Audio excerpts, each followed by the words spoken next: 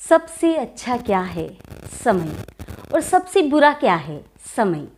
तो इन दोनों में अंतर क्या है? समय का।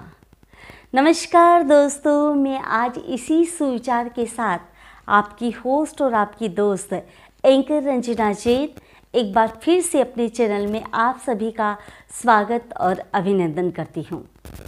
दोस्तों, आज सबसे पहले तो आपको मैं नववर्ष की शुभकामनाएं देना चाहूँगी और उम्मीद करती हूँ कि आप सभी खुश होंगे, स्वस्थ होंगे और सुरक्षित होंगे। दोस्तों, आज एक ऐसी वीडियो को लेकर मैं आपसे जुड़ी हूँ जिसको मात्र सुनने से हमें एक मीठा एहसास होता है। बचपन एक ऐसा मधुर शब्द है जिसको सुनते ही हमें मीठा एहसास होता है। हमें ऐसा लगता है कि हमने अपनी ज़ुबान पर शहद की एक मीठी बूंद रख दी है और जिसकी सच्ची कोमल यादें जब दिल में उमड़ती है तो मुस्कुराहट के लाल छींटे हमारे होठों को संवार देती है। जी हाँ दोस्तों, मैं बात कर रही हूँ हमारे प्यारे से बाल दिवस की। आज बाल दिवस के ऊपर स्पीच को कैसे देना और कैसे तैयार करना, एक खास वीडियो मेरे उन दोस्तों के लिए जो चाहे स्कूल में पढ़ते हो, कॉलेज में पढ़ते हो या किसी भी संस्थान में, विभाग में कार्यरत हो, चाहे वो निजी हो या सरकारी हो, कहीं पर भी अगर आप कार्य कर रहे हैं या पढ़ रहे हैं और आपको बाल दिवस के उपलक्ष्य में एक स्पीच को तैयार करके अपने भावों का समर्पण करना है तो एक खास वीडियो मेरे उन दोस्तों के लिए। तो अब बिल्कुल भी संकोच नहीं करना है कि हमें स्पीच कैसे बोलना है और कैसे तैयार करना है। बहुत ही सहज तरीके से हम अपनी स्पीच को तैयार करके प्रभावशाली तरीके से हम सबके सामने बोल सकते हैं। तो चलिए दोस्तों, शुरू करने से पहले, लेकिन इससे पहले अगर आपने मेरी वीडियो को अभी तक लाइक नहीं किया हो तो प्लीज़ मेरे वीडियो को लाइक कीजिए, मेरे चैनल को सब्सक्राइब कीजिए और जिसे ज़रूरत हो उस तक पहुंचाने के लिए शेयर कीजिए। तो चलिए दोस्तों, शुरू करते हैं आज का ये खास वीडियो, बाल दिवस पर स्पीच को कैसे तैयार करें और कैसे बोलें। तो शुरू करते हैं आज का ये वीडियो।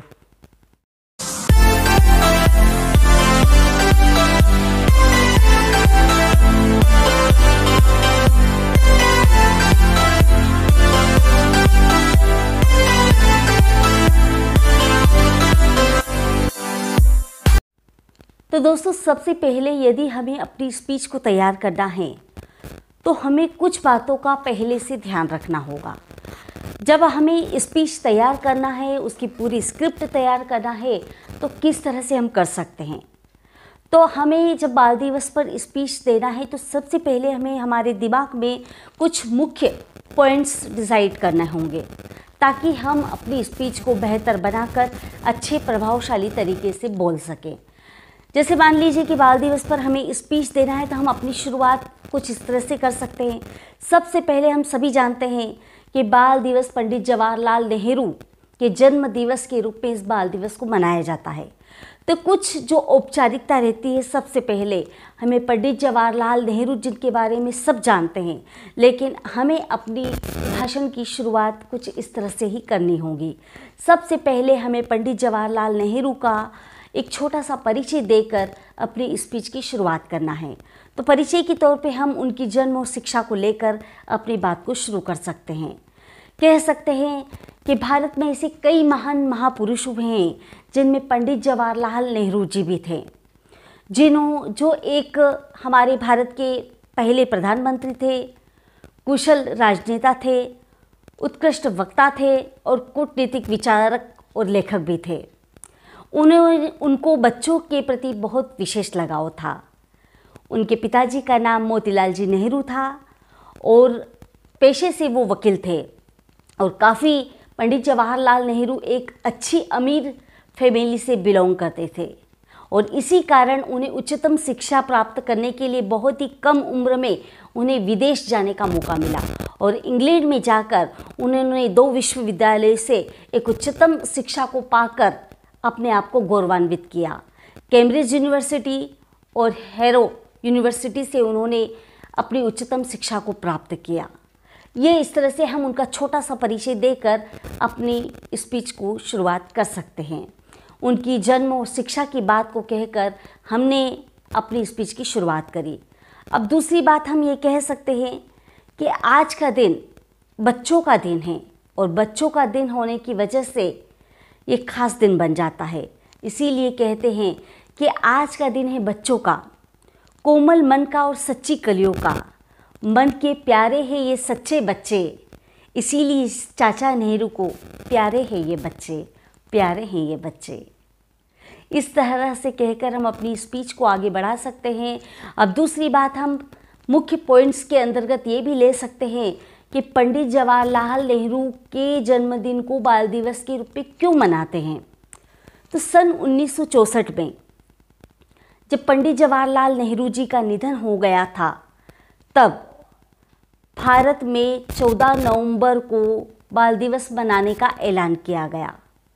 और पंडित जवाहरलाल नेहरू की मृत्यु के पहले भारत में भी इसको 20 नवंबर को मनाया जाता था, लेकिन बच्चों के विशेष लगाव के कारण और गुलाब के फूलों के प्रति चाहत होने के कारण और बच्चों के अत्यधिक प्रेम से जुड़े हुए होने के कारण बाल दिवस को पंडित जवाहरलाल नेहरू के जन्म दिवस के रूप में घोषित कर उसे मनाने लग गए। और तब से ही बाल दिवस को पंडित जवाहरलाल नेहरू के जन्म दिवस के रूप में मनाया जाता है।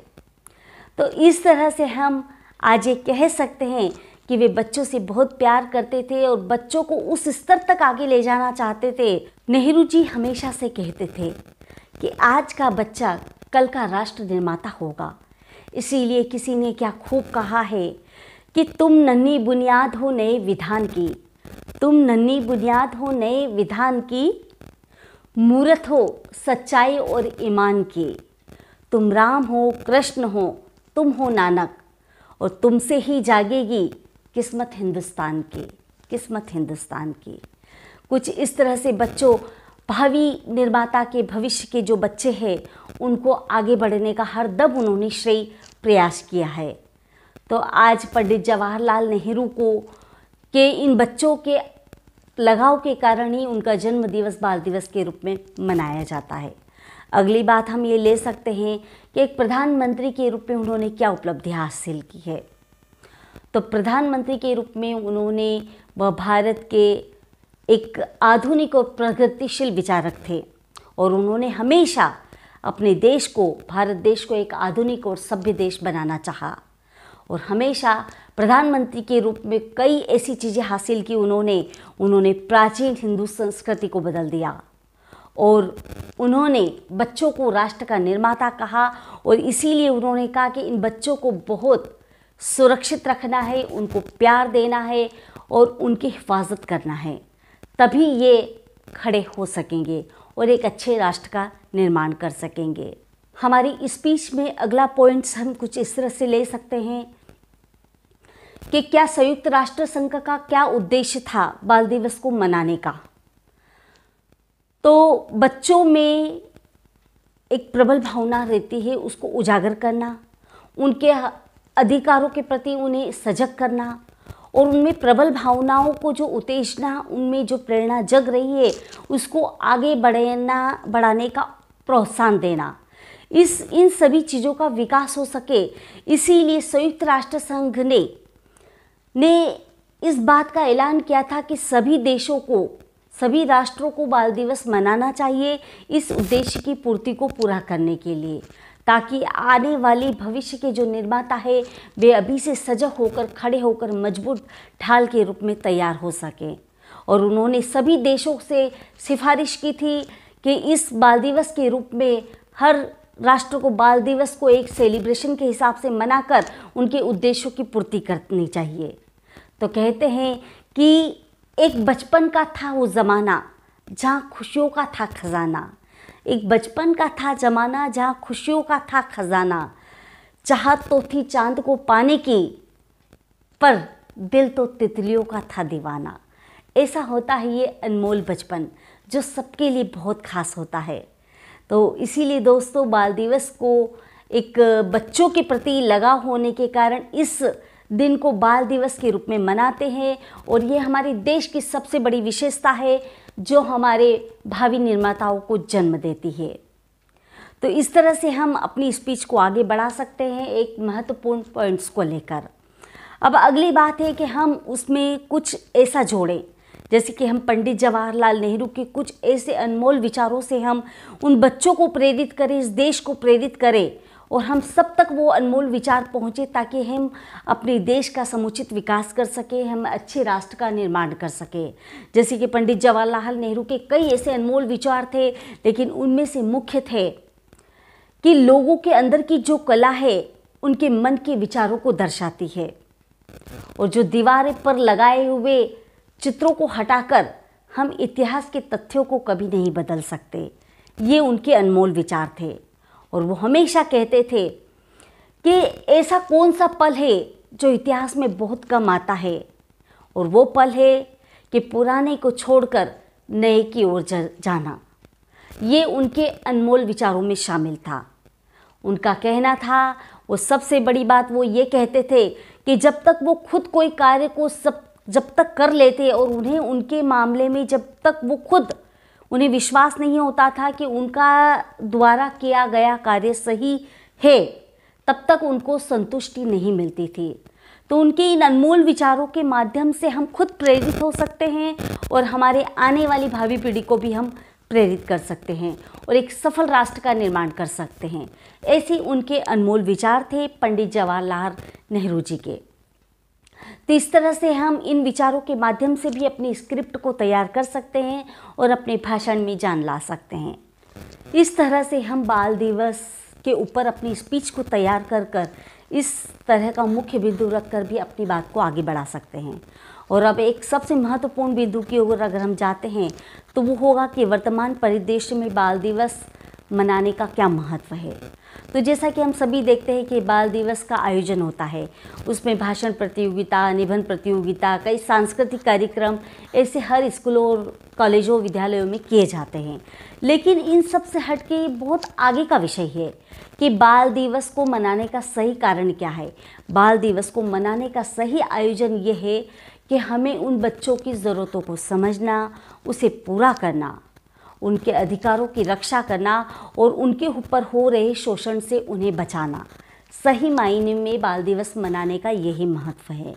लेकिन आज हम देखते हैं कि स्कूलों में, सरकारी विभागों में और संस्थानों में ये सिर्फ औपचारिकता बनकर रह गया है, जिसके चलते हमें देखने में आता है कि जहाँ पढ़ने और खेलने की उम्र में आज एक भारत का बहुत बड़ा हिस्सा इस शोषण की ग्रस्त में है और आज उनका बचपन निकलता जा रहा है। और इस तरह से हमें कई बार देखने को मिलते हैं कि बाल श्रमिक कारखानों में, दुकानों में, होटलों में आदि तरह मजबूरी में मजदूरी करते हुए दिखाई देते हैं, जिस तरह से उनका शोषण होता है। तो इस तरह के शोषण को हमें बचाना है।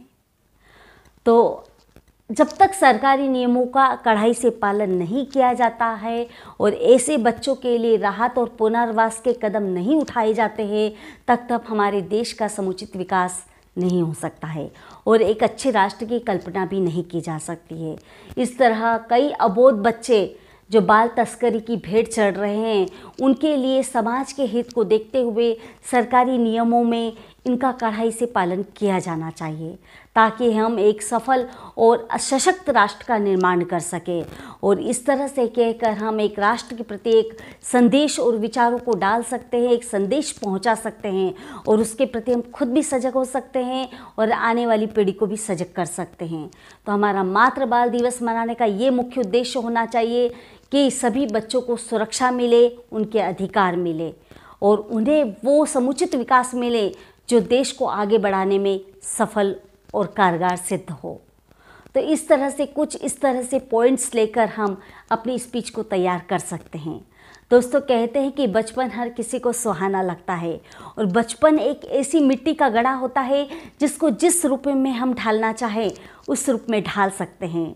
इसीलिए आज भी बचपन की यादों को जब हम देखते हैं तो हमारा दिल एकदम खुश बाग बाग होकर कहने लगता है। और आज हम कहते हैं कि कागज़ की कश्ती थी, पानी का किनारा था। कागज़ की कश्ती थी, पानी का किनारा था।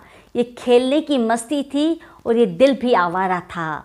कहाँ फंस गए हम इस समझदारी के दलदल में, कहाँ फंस गए हम इस समझदारी के दलदल में। वो नादान बचपन भी कितना प्यारा था, कितना प्यारा था। तो ये बचपन बहुत ही प्यारा होता है और ये बहुत अनूठा होता है। इसको बहुत नाजुक होता है और संभाल कर, तराश कर इसको रखना चाहिए, ताकि ये उभर कर सामने आए और एक स्वच्छ और सशक्त राष्ट्र का निर्माण कर सके। तो इस स्पीच के माध्यम से हम एक प्रेरित पैगाम देश के नाम छोड़ सकते हैं, एक संदेश दे सकते हैं और अपनी स्पीच को प्रभावशाली बना सकते हैं। तो दोस्तों, बाल दिवस के ऊपर और भी आपके दिमाग में कुछ आइडियाज़ हो, विचार हो, तो आप उसमें इसको ऐड कर सकते हैं और एक अपनी अच्छी स्पीच तैयार कर सकते हैं। तो दोस्तों, ये एक छोटा सा प्रयास और कोशिश थी कि बाल दिवस के ऊपर मैं अपनी भावनाओं को भी व्यक्त करूं और एक इसे स्पीच का रूप दूं। तो हो सकता है कि आपके किसी काम आ सके, तो मुझे बड़ी खुशी होगी। तो चलिए दोस्तों, एक बार फिर से मैं आप सभी को ढेर सारी शुभकामनाएं देती हूँ इस बाल दिवस की और पंडित जवाहरलाल नेहरू के जन्म दिवस की आपको हार्दिक बधाइयाँ देती हूँ। फिर एक नए वीडियो के बाद मिलेंगे आपसे, तब तक के लिए happy children's day. Bye, take care.